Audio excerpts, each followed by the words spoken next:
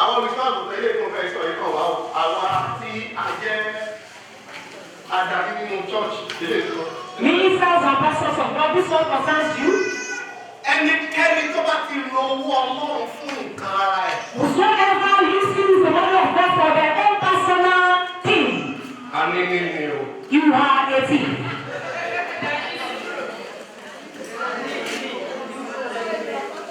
Ẹ jẹ́ kó bẹ̀rẹ̀ látọwọ́ àwọn olùṣọ́àgùn. Let's start from the pastors.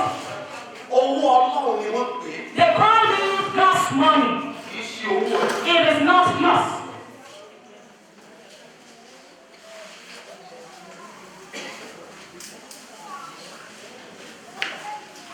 Àwọn ìgbà làwọn èèyàn sẹ́yìn owó sí ni. Many times people send money to a father Wọ́n lọ gbé dá àkáǹtì ààrẹ náà. and they push it through Arena's account. Èmi náà sẹ́yìn ẹ̀sìn tó. It is a father that they send it to. Owó tó ṣe é tó gba àkáǹtì ààrẹ náà. What makes it to follow Arena's account? Ó ti dídà ààrẹ náà. That means it has become Arena's own. Nígbà tó lè wá padà wá mọ̀ ìpè mi. I may later know that it is meant for me. Èmi ṣe ní ìbílẹ̀ ìtẹ̀lé yàtọ̀. The way a father is living his life is different. Wọ́n lè lo sìmẹ́ǹtì kù ní church kí ìlú fún lèlè. They can't use cement in church, and I used to be made it for my own house. Ó fẹ́ gbà kí sìmẹ́ǹtì yẹn ṣòfò kí lọ lò lé. It's better for that cement to be wasted than for me to take it home and use it. Tí mo bá gbé jẹnẹrétọ̀ mi fún àpẹẹrẹ.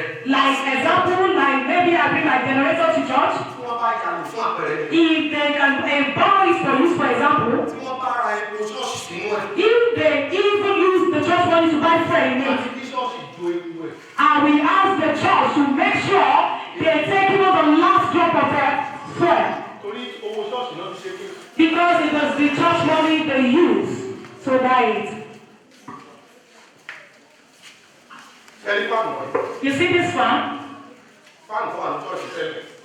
The fan in the church before Ó wà ní ọ́fíìsì. is in the father's office. Àwọn ọ́sfáànù yẹn Those box fan, lálò tó pọ̀. the one that we're using before, Ìgbà tí kapásítì jẹnẹrétọ̀ ńlá yẹn ò gbé gbogbo ẹ̀ mọ́ gbogbo nǹkan tá a lò. Àwa páàkì gbogbo ọ́sfáànù yẹn kúrò lẹ̀ ó wà stọ̀ wọ́n wá ra àwọn wọ̀nyí. when the capacity of the generator we are using can even carry the fans we are using them, we pack it all and we bought this. Kò sí mọ́tò lẹ́nu. Kò sí tó ṣe nínú ṣùgbọ́n ṣùgbọ́n ìgbà tí mo ní ìdí kan nínú ẹ̀. Ìgbà tí mo ní ìdí kan nínú ẹ̀ ni wọ́n bá mi ṣí ìròyìn owó ẹ̀. When our father needed one of it, our father asked them to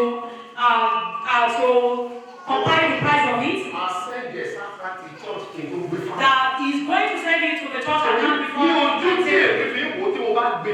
Because as our father is looking at it, like father can take it. He Àwọn needs apáṣẹ the ló seal sọ of pé death. ẹni bá ṣe bí pẹpẹ òun náà ló jẹ́. Those pastors that used to say, if you walk on the altar, you must eat from the altar. Ẹ̀yin fẹ́ jẹ́ treasurer àbí ní chọ́ọ̀chì yìí. Those of you that treasurers in your church, Tó bá fẹ́ràn pásítọ̀ ẹ̀. he is belong your pastor. Tó bá wá gba owó ṣọ́ọ̀ṣì lẹ́yìn. If they take the church money, Tí o fẹ́ ìjọba owó ṣọ́ọ̀ṣì fún kọ́mọ kó nǹkan wọn lọ. just make sure, instead of it, just make sure you surrender church money to the Tí pastor. pásítọ̀ bá wá gba owó ṣọ́ọ̀ṣì lọ́wọ́ ẹ̀ fún ara ẹ̀. Ó fẹ́ sanwó sukú ọmọ. Ẹjọ́ máa jìyà ẹ̀. If the pastor is taking the church money for his own personal use, Torí tó wọ́n fẹ́ ṣe treasurer náà fi recognize as a treasurer. because God has Ìwọ recognized náà the recognize treasurer, as a treasurer of the church. God has Bí wọ́n bá recognized wá lẹ́yìn wá tó bá ti jẹ́ ti chọ́ọ̀chì ó free. Mo fẹ́ sí mo sún ọmọ, mo fẹ́ sáré lè rà kí sáré dá padà. Tí bàbá bá jẹ 70 wá jẹ 30 o.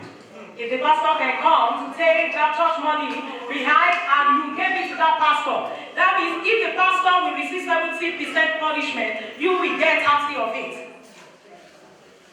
Ẹ gbọ́ yìí. Hear this? Ẹyin tó máa ń kówó ṣọ́ọ̀ṣì tí. Those of you they used to give the money church to, Jẹ́ kìlọ̀ fún ẹ. let me just warn you. Wọ́n ṣe Please don't change it. wọ́n ya Don't borrow it. ṣíṣẹ́ ìṣẹ́nu. Taking Ìyá it, ìyá rẹ̀. taking it makes you to enter into suffering, and borrowing it makes you to Ó enter ṣe punishment. kó fún ẹyẹ. The way they gave it to you, Ní kó o tó lórí ara. make sure you just buy it Ìjọ sábà ti ní ìdí ẹ̀. together whenever Ó tún ṣe kí ni? you give it back.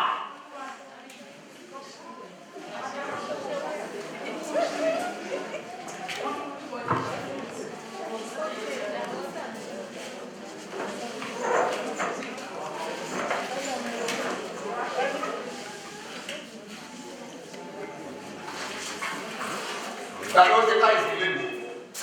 When they did the tithes and offerings, Orí òkè ìdí fẹ́ràn yín lọ́wọ́ láti mú nǹkan rọrùn fáwọn olùṣàgùtàn yín. this mountain wants to help you to make things Ara ìdí tí better. ọ̀sán ò lè fi bà mí. Ní mo sọ fún yín. I'm telling you Àwọn reason. ọ̀sán ló káàkiri lẹ́nu. Ara ìdí tí ọ̀sán ò lè fi bà mí mo sọ fún yín. I'm telling you reason that arrows will never penetrate into me. Ariwo yín sọ ẹ̀kẹ́ ìbẹ̀rẹ̀ lásán. Ẹ̀yà parí mẹ́sẹ̀jì ní kálọ̀ gbàdúrà. Let me finish my message so that we can pray. Ara ìdí tí ọ̀sán ò lè fi bà mí. The reason why arrows will not penetrate Ọmọ aláṣẹ ayé ìwọ́sọ̀tọ̀ mi pé ìsọ̀tọ̀ kò rí owó rẹ̀. the prince of this world comes to me, but never see anything. He received for legal right to catch it, but if you find all around his own, he will leave. You are joking with Satan. Once he sees an access to your life, don't talk about anointed, but he said, yes, he's anointed, but he has touched what is not supposed to touch. Hallelujah. Hallelujah. Ṣé wàá bí? Hope you are here. Ọlọ́run sọ fún Ádámù àti Éfà. God told Adam and Eve, Ó ní gbogbo igi tó wà nínú ọgbà say yìí. all the trees in this garden is Ó ní nature, ṣùgbọ́n ìkan but a particular ìkan nínú ẹ̀. one of it, Ó ní ẹ̀wúrọ̀ jẹ́. that you must not eat from Wọ́n it. sì lọ rẹ̀ bọ̀ ọmọ ìdí òfẹ́ nípa wọ́n tọ̀lá ayé o.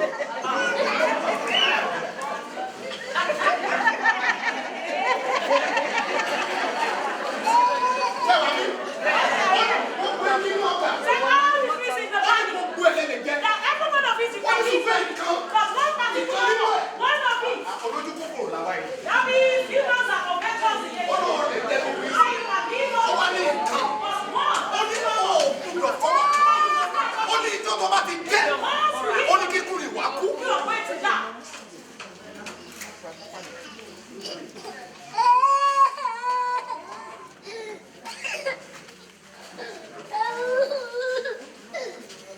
Listen, ṣé wàá bí? Ẹ̀gbọ́n mi, hope you are here.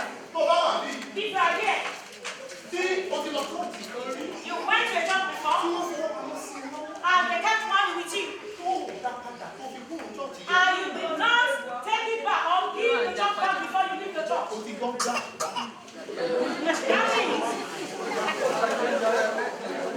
Tó o bá ti kúrò nílé. once you leave here today, Ṣírò owó yẹn. make sure you calculate that money Wọ́n fi èdè èdè lórí. and even put interest on it. 5%. The 5%. Ṣírò owó yẹn.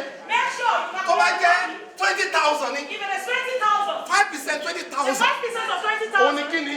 is what? 1,000 naira. Is